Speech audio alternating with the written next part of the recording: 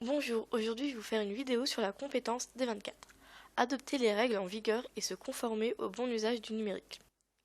Je vais commenter la charte du jeu en ligne Dofus qui est connue et beaucoup utilisée.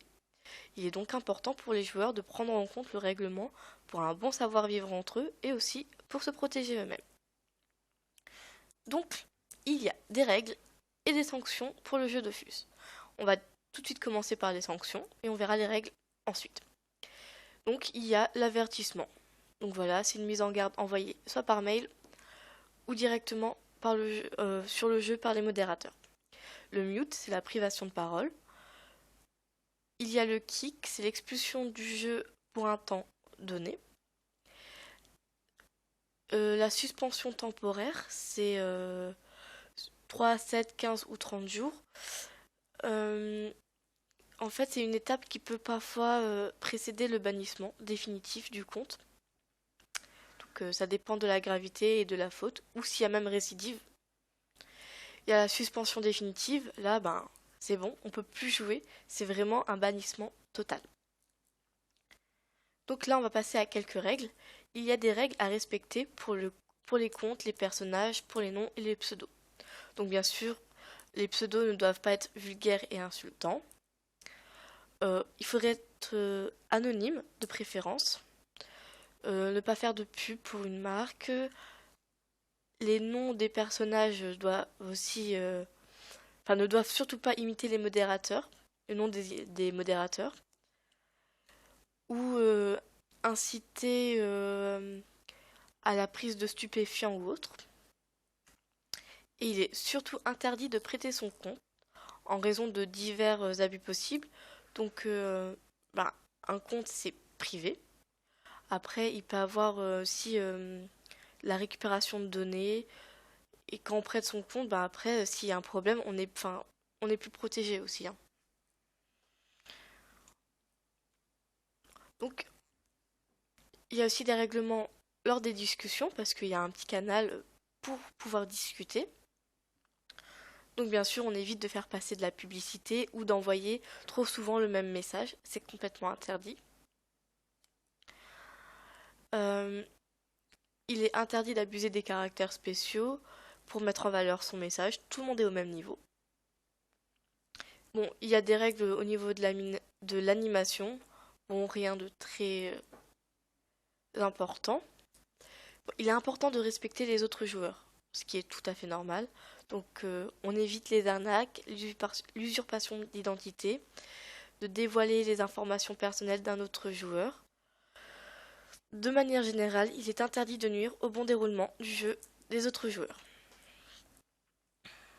Donc pour ce qui concerne les commerces, il est illégal de vendre des ressources à des prix trop élevés, pour que ça soit équilibré dans le jeu, hein. Je ne vais pas vous faire un dessin comment il fonctionne.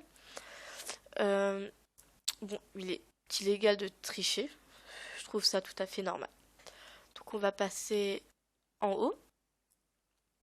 Donc là, il y a tous les types d'arnaques qui peuvent exister. C'est sympa, ils nous préviennent. Donc en gros, en général, le plus dérangeant, c'est le phishing.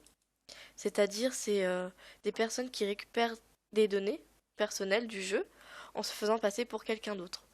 Et si par exemple vous avez mis 3 ou 4 ans à atteindre un certain niveau dans le jeu, ça peut être dérangeant de perdre ces données en fait.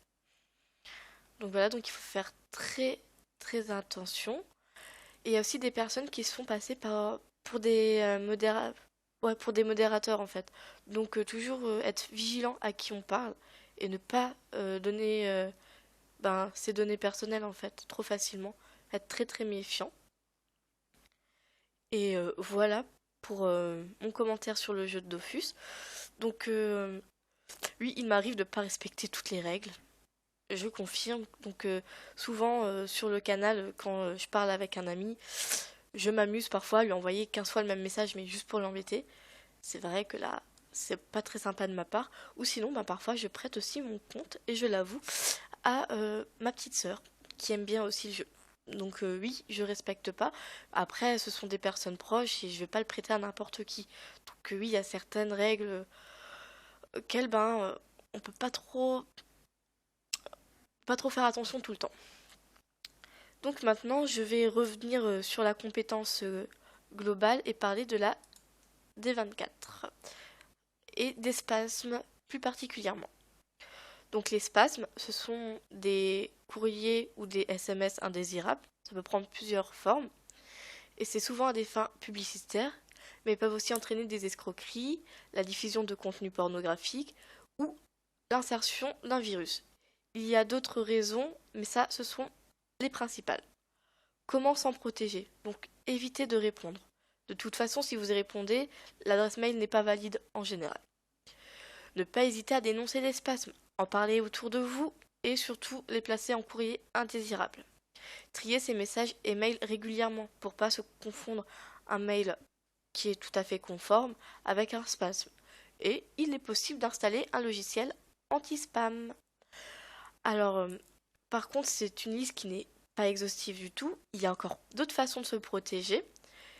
On peut se renseigner sur Internet. Il y a des sites qui luttent contre les spasmes. Contre les spams, désolé, mauvaise prononciation. Et voilà. Bon bah merci d'avoir regardé et écouté ma vidéo. Et à la prochaine fois.